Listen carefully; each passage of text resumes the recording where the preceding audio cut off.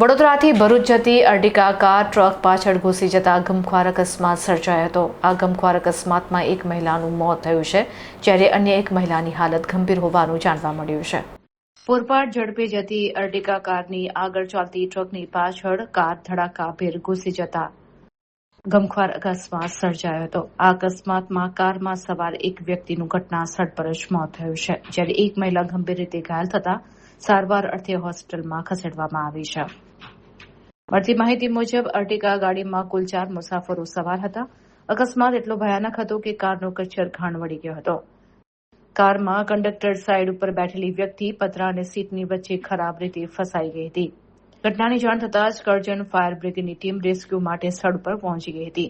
Fire ફાઇટરોએ cutter અને અન્ય સાધનોની મદદથી કારના પતરા કાપી ભારે જહેમત બાદ ફસાયેલી વ્યક્તિની બોડી બહાર કાઢી હતી અને કરજણ પોલીસને સોંપી હતી. તો કારમાં સવાર અન્ય પેસેન્જર પૈકી એક મહિલાને ગંભીર ઈજા પહોંચી હતી.